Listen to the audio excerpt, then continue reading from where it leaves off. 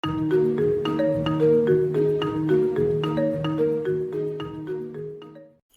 lanjut belajar tentang pemrograman mobile dan PBO, pemrograman berorientasi objek menggunakan Android Studio bagian yang ketiga, yaitu komponen. Kita langsung ke materinya. Kita akan buat project yang baru, create new project. Kemudian kita pilih empty activity, kita klik next. Kemudian di dalam sini kita akan buat program kalkulator. Kalkulator, di dalam sini SMK Revit, kemudian kalkulator. Ini ditaruh di C kalkulator. Kemudian kalau ini sudah, kita bisa membuat folder di dalam sini untuk lokasi dari kalkulatornya. Nah, ini kita taruh di Android PBO, kemudian kita pilih folder kalkulator.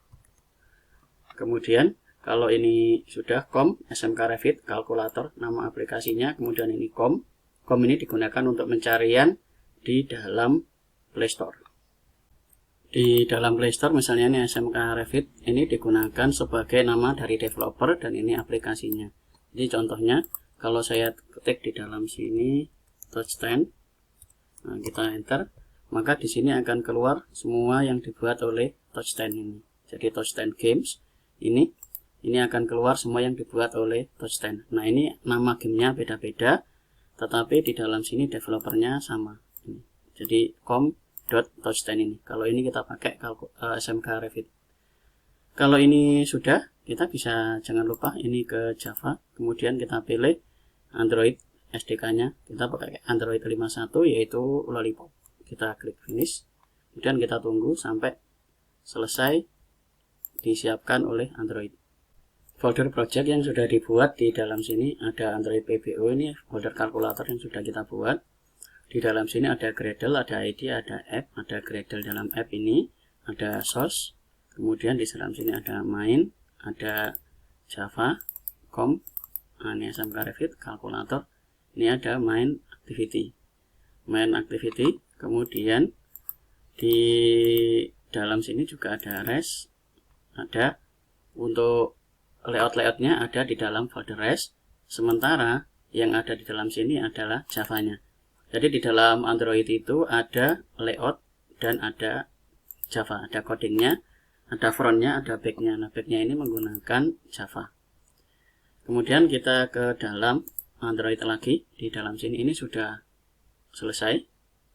Di dalam sini ada folder-folder ini. Nah, ini manifest. Manifest itu isinya seperti ini. Ini jadi semua yang akan kita buat itu settingnya ada di dalam Android Manifest XML. Ini untuk meletakkan setting-setting dari yang akan kita buat di dalam aplikasi. Nanti termasuk ini detailnya aplikasi kalkulator, kemudian nanti juga ada ikon dan seterusnya ada di dalam manifest.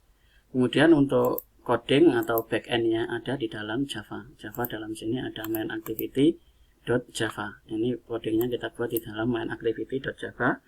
Nanti akan kita pelajari. Kemudian terdapat juga di dalam sini yaitu res. Res ini digunakan untuk layout. Di dalam sini ada drawable. Ini untuk ikon-ikonnya. Kemudian ada layout. Nah, layout ini kita akan meletakkan komponen di dalam layout. Komponen di dalam layout ini kita bisa melihat di dalam palet ada common, ada text, ada button, ada widget, ada layout, kemudian ada containers, ada helpers, ada Google, ada legacy. Kemudian kita juga bisa berpindah dari dalam desain ini ke dalam code. Dalam sini ada code. Nah, ini komponen ini kalau saya push Ctrl X, kemudian kalau kita lihat di dalam desain maka dia tidak ada. Kalau ini saya Ctrl Z. Nah, komponen itu sebetulnya bisa kita ganti menggunakan coding. Kalau ini saya akan copy, jadi ini saya copy, kemudian saya akan paste di bawahnya. Nah, ini kemudian kita lihat di dalam desain ini terdapat dua hello world, ini satu, kemudian ini satu. Kita bisa ganti isinya, jadi ini coba kita zoom. Nah, ini misal di dalam sini kita ke code, ini akan kita ganti dengan hello world yang bawah ini kita akan ganti dengan belajar kalkulator. belajar membuat kalkulator. Boleh. Nah, ini kalau kita tampil di dalam desain, maka akan berubah yang ini. Jadi ini komponen ini bisa kita ubah isinya atau elemennya di dalam code ini. Kemudian di dalam desain ini juga ada split. Split ini untuk melihat setiap perubahan dari dalam code ini ke dalam desainnya. Di dalam desainnya. Kemudian kita kembali lagi ke desain. Di dalam desain ini ada namanya blueprint di dalam sini. Ini untuk mengatur layout supaya nanti kita bisa tahu tata letaknya yang baik. Kemudian setiap komponen yang mau kita letakkan itu ada di dalam layout. Jadi ini kita gunakan constraint layout. Dalam constraint layout. Contoh, saya akan letakkan sebuah button. Button ini saya akan drag. Saya drag itu diklik kemudian tahan, saya letakkan di bawah sini. Nah, ini komponen ini, kemudian ini kita bisa cantolkan ke samping sini, ini ke samping sini, dan ini kita bisa geser agak ke bawah. Ini kita cantolkan ke atas. Nah, ini. Sekarang dia punya cantolan, ini hasilnya seperti ini tampilannya. Kemudian kalau kita lihat di dalam code, hasilnya kita tambahkan, perhatikan di dalam sini ada button, Android layoutnya wrap content, ini wrap content, margin topnya 76 dpi. Kita bisa tambahkan misalnya ke 100 dpi. Nah, ini kalau kita lihat di dalam desain hasilnya seperti ini 100 dpi. Kalau kita bisa split, kemudian kita bisa atur rubah-rubah ini. Teksnya button, misalnya saya ganti teks dengan hitung. Kita hasilnya adalah hitung seperti ini. Setiap komponen di dalam Android Studio ini juga dilengkapi dengan atribut. Perhatikan di dalam sini ini ada klik atribut. Nah, di dalam sini untuk menampilkan semua atribut. Jadi ini atribut yang mau kita pakai. Jadi di dalam sini ada atribut-atribut. Ini bisa kita kecil-kecilkan. Ini layout bisa kita atur. Di dalam sini untuk constraint widgetnya. Nanti kita akan belajar untuk penggunaan dari constraint widget. Kemudian di dalam sini ini ada ID untuk beri nama ID.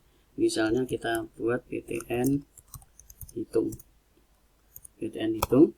Kemudian kita lihat di dalam code, maka dia akan tambahkan di dalam sini btn hitung untuk ID-nya. Ini ID nanti bisa kita pakai di dalam pembuatan program. Kita ganti btn hitung. Ini kemudian di dalam desain kita kembali lagi ke dalam sini. Ini untuk pengaturan dari layout bisa diatur margin dan seterusnya. Ini bisa dicoba, misalnya ini background warnanya mau ganti pakai warna merah. Nah, ini bisa pakai dari dalam sini. Ini penggunaannya. Kita pilih dulu komponennya. Misalnya ini btn hitung, kita mau ganti di dalam sini. Ini btn hitung. Kemudian di dalam sini ada layout-layoutnya. Silakan nanti dicoba-coba penggunaan dari atribut. Atribut. Ini bisa kita pilih. Misalnya kita mau ganti dengan fontnya. Kita tinggal cari saja font di dalam sini, font family.